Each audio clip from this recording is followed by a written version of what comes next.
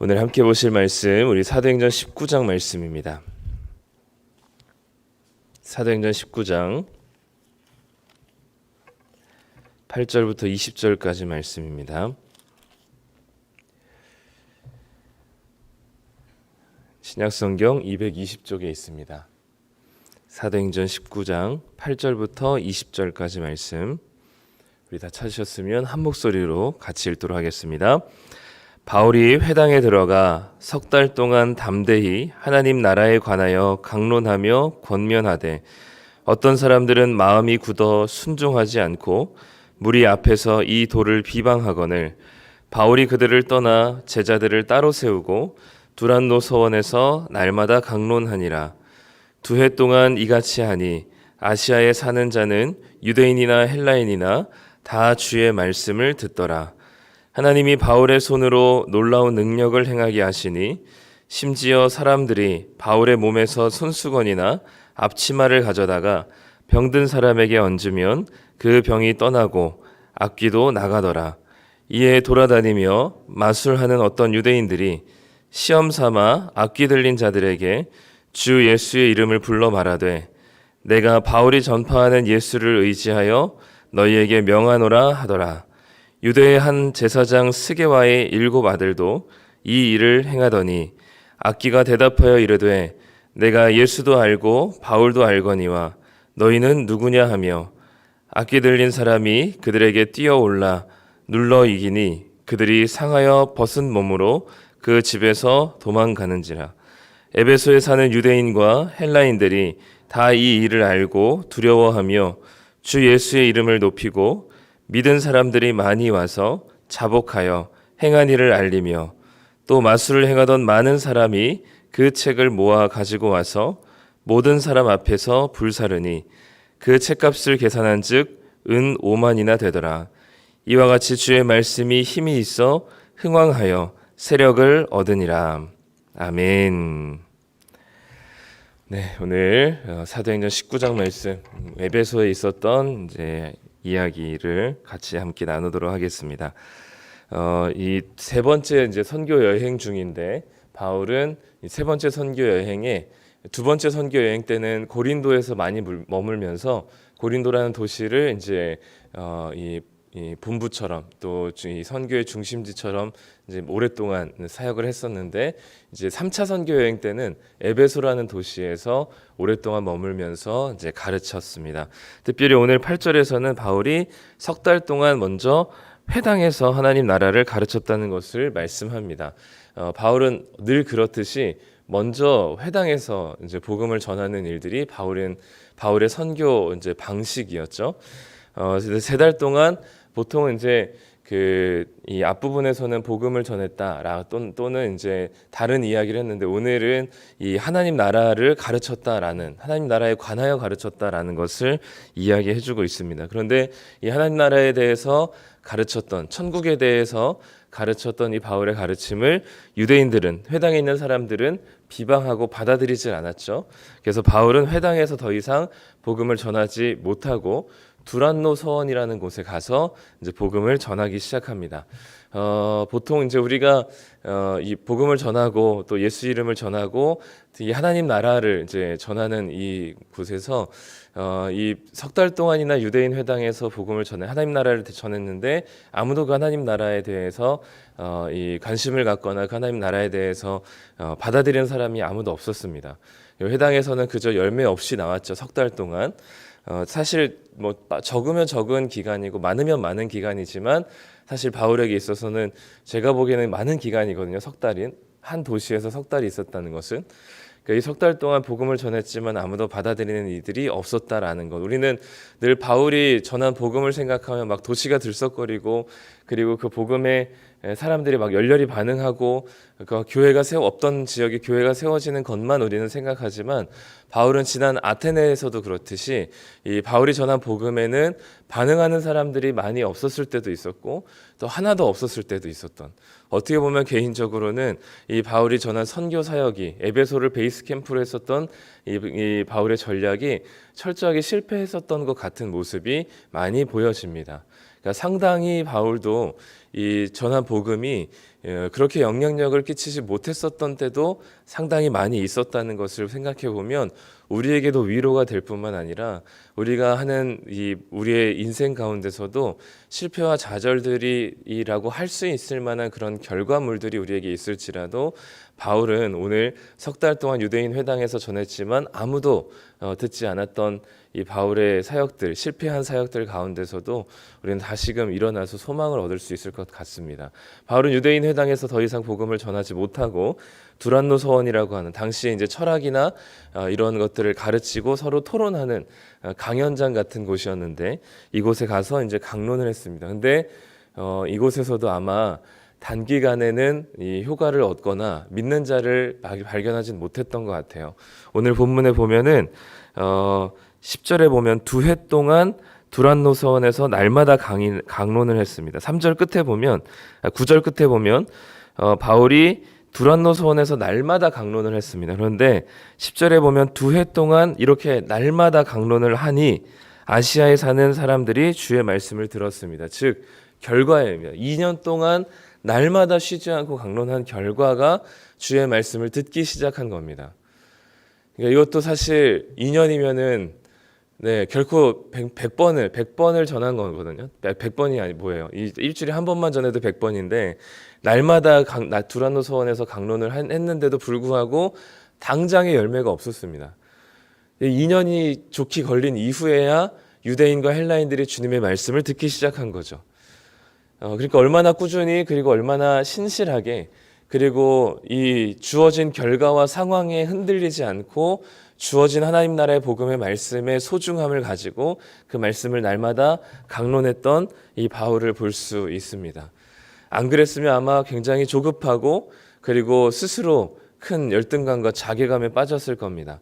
그런데 바울은 포기하지 않고 하나님의 말씀을 이 두란노 서원에서 끊임없이 강론했습니다. 2년 동안을 그렇게 지속하다 보니 나중에는 에베소를 넘어서 이 소아시아의 지역에 있는 많은 사람들이 예수님께로 나오는 모습을 보게 됩니다. 오늘 말씀 10절 보니까 2해 동안 이같이 하니 에베소뿐만 아니라 아시아에 사는 자는 유대인이나 헬라인이나 다 주의 말씀을 듣더라라고 기록하고 있죠. 그래서 하나님께서 이 바울이 이 열매 없는 사역 속에서도 꾸준히 하나님 나라의 복음을 전했고 그것들을 지속한 결과 하나님께서는 에베소를 넘어서 소아시아 지역에 사는 사람들로 하여금 이 하나님의 말씀을 듣게 되는, 아마도 에베소 사람들보다는 에베소 주변에 있었던 다른 소아시아 지역에 있는 도시들의 사람들이 먼저 반응했었던 것 같습니다. 그래서 이 사람들이 몰려오면서 주님의 말씀을 듣기 시작하고 하나님의 말씀 앞에 반응하기 시작하는 결과들이 있었던 것이죠. 그런데 아마 에베소에서는 많은 열매들이 있진 않았을 것입니다. 그래서 에베소에서 특히 에베소에서 집단적으로 사람들이 회심하게 된 한 가지 사건을 오늘 보여주고 있는데 그게 바로 오늘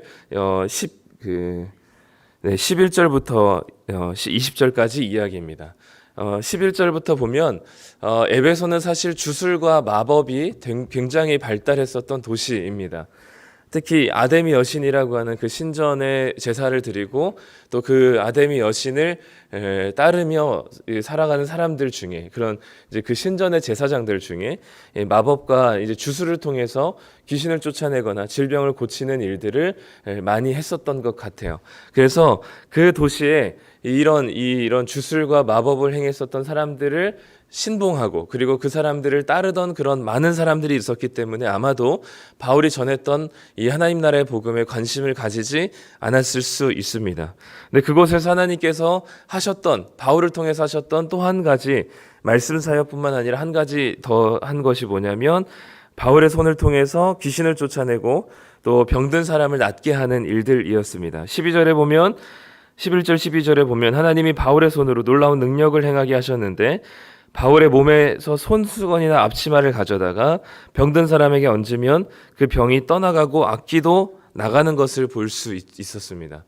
바울의 몸에 있었던 접촉만으로도, 그리고 직접적인 접촉이 아니라 그 바울이 지니고 있었던 손수건이나 그런 것들로 인한 간접적인 접촉으로도 귀신이 쫓겨나고 그리고 그 병이 떠나가는 것을 볼 수 있었죠. 그래서 13절에 보면 이에 돌아다니며 마술하는 어떤 유대인들이 시험 삼아 악귀 들린 자들에게 주 예수의 이름을 불러 말하되 라고 얘기하면서 내가 바울이 전파하는 예수를 의지하여 너희에게 명하노라 라는 이야기를 합니다. 즉 이 사람들은 뭐냐면 이 새로운 주문을 지금 걸고 있는 거예요. 그러니까 주술과 마법으로 생계를 이어가고 그것으로 사람들에게 존경을 받던 마술사들이 주술사들이 이제 바울이 전하는 이 복음 또는 바울이 행하는 사역들을 보니까 그 자신들보다 훨씬 더 탁월한 사역을 하고 있는 거죠. 그러니까 어떻게 보면 이 사람들의 눈에는 바울의 사역이 고급 마술사의 모습과 같았던 것 같습니다. 그래서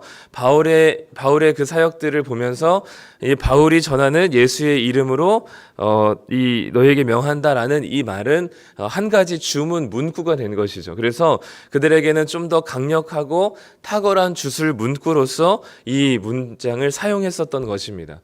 그래서 이 많은 주술사들이 이 새로운 마술의 주문을 통해서 이 귀신 들린 사람들을 쫓아내기 위해서 주문으로 사용했었던 것이죠. 그러나 이들이 잘못 생각한 것은 예수의 이름의 능력은 일종의 열쇠나 어떤 주문이 아닙니다. 예수의 이름의 능력은 하나님이 택하신 자들을 통해서 당신의 능력을 드러내시는 것이고, 특별히 오늘 본문에서는 예수의 복음이나 예수의 이름을 전했다라고 하지 않고 바울이 회당에서 두란노 서원에서 하나님 나라에 관하여 전했다라고 얘기하거든요. 하나님 나라가 어떤 나라인지를 가르쳐 주었습니다. 누가 다스리는 나라고 그리고 어떤 나라인지를 가르쳤는데 이제는 그것을 보여주기 시작하는 거죠. 우리가 하나님 나라라고 했을 때는 하나님이 주님 대신, 하나님의 주인 대신 하나님께서 다스리시는 나라를 얘기합니다. 즉, 이 땅의 주인이 귀신과 세상에서 이야기하는 강력한 어떤 것이 아니라 바로 하나님이 이 땅의 주인이라는 사실이 하나님 나라의 가장 핵심적인 이야기죠. 그러니까 하나님 나라를 지금 가르쳤다면 이제는 회당과 두란노 서원에서 가르쳤다면 바울이 이제는 현장 가운데서 하나님 나라가 무엇인지를 보여주고 있는 겁니다. 예수님의 능력을 통해서 예수의 이름을 통해서 귀신을 쫓아내는 하나님의 주권적인 다스림이 무엇인지를 이 세상에서 가장 강력해 보였던 이 땅의 다스림과 이 세상을 억누르고 있었던 것을 과감히 쫓아낼 수 있는 주님 되신 분이 바로 하나님이시라는 사실을 귀신을 쫓아내고 악귀 그 병든 자를 고치는 일들을 통해서 보여주고 계신 것이죠. 마치 예수님께서 마태복음에서 산상수훈을 통해서 하나님 나라가 어떤 나라인지를 가르쳐 주셨다면 그 산에서 내려오시면서부터 중풍병자를 비롯하여서 많은 사람들을 고쳤던 것처럼 하나님 나라가 어떤 것인지를 실제적으로 보여주셨던 것처럼 바울을 통해서 하나님은 지금 하나님 나라, 즉 하나님의 다스림이 무엇인지를 보여주고자 하셨던 것이죠. 단순히 이것을 주문으로서 자신의 이익과 자신의 성공을 위해서 수단화한 것이 아니라 바로 바울이 자신의 이름을 드러내기 위해서나 자신의 영향력을 행사하기 위해서가 아니라 바로 오늘 말씀에서도 11절에 보면 하나님이 바울의 손으로 당신의 능력을 행하게 하셨습니다. 그것은 무엇이냐면 이 땅을 다스리는 진정한 주인은 하나님이시다라는 사실을, 하나님 나라가 무엇인지를 보여준 것이죠. 그래서 이 능력을 행사하는 것은 단순히 주문, 고급스러운 주문 또는 고급스러운 마술이 아니라 바로 하나님의 능력이고 하나님의 다스림이라는 사실을 사람들에게 보여주는 일들이 있었습니다. 그렇기 때문에 마술사들이 이것을 고급 주문처럼 외우고 다녔던 이들에게 한 가지 사건을 얘기해 주죠. 14절에 보면 유대인의 한 제사장 스게와의 7 아들들도 이렇게 주문을 외우고 다녔는데 악귀가 대답하면서 내가 예수도 알고 바울도 아는데 너희는 누구냐라고 하면서 오히려 그들의 주문, 그들의 말이 아니라 악귀 들린 사람이 그들에게 뛰어올라서 그들을 눌러 이기는 일을 보여줍니다. 그러니까 그들의 주문과 그들의 주술과 마술로는 이 귀신을, 이 땅을 다스리고 점령하고 있는 귀신을 이길 수 없다는 사실을 보여주고 오직 하나님께서 주시는 하나님의 능력으로 그리고 그분의 다스림만으로 그분만이 이 귀신을 이길 수 있는 모습을 보여주고 있는 겁니다. 그러자 그 결과가 에베소가 이 사건 하나로 에베소가 완전히 발칵 뒤집혀 버립니다. 이전에는 그 주변에 있는 사람들이 몰려와서 주님의 말씀을 들었지만 지금은 이 에베소에 있었던 수많은 주술과 주문으로 이 주문이 가득했던 이 도시에 이 유대인의 제사장 7 아들들의 사건을 통해서 이제는 에베소가 완전히 뒤집혀 버립니다. 특히 에베소에 가득했었던 그 마술사들이 회심하며 예수님의 이름 앞에 엎드리며 자복하며 자신을 회개하는 일들이 나타나죠.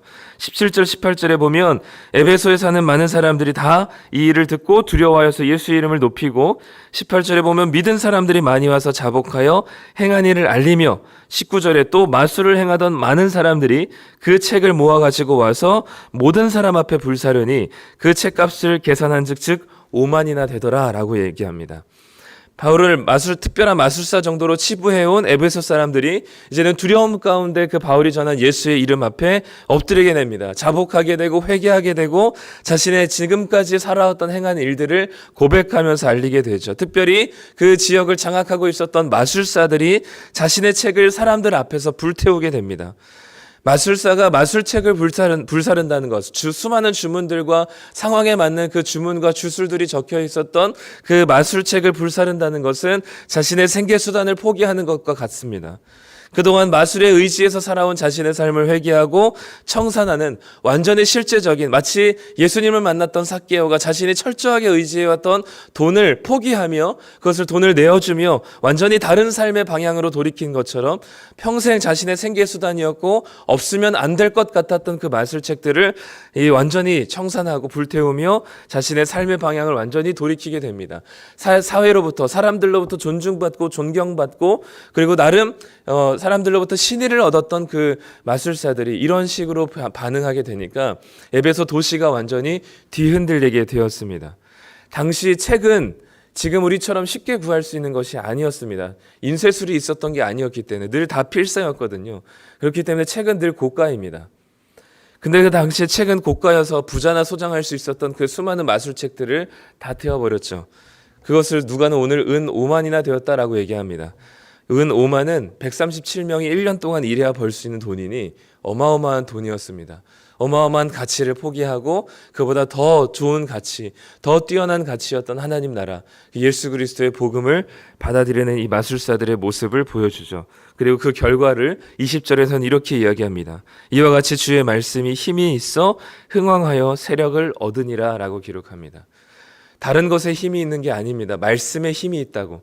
우리가 보기에는 딱 집중해야 될 것이 우리 눈을 사로잡는 구간이 어디냐면 뭔가 이 바울의 몸에서 손수건이나 앞치마를 가져다가 병든 사람에게 얹으면 그 병이 나가고 악기도 나가더라라는 이 12절이 사실 우리 눈을 제일 사로잡습니다. 그러나 그 12절의 그 모든 사역과 그 모든 보여진 현상들의 원인이 어디에 있다고 오늘 기록하냐면 주님의 말씀에 있다고, 그 말씀이 힘이 있다고 이야기하는 것이죠.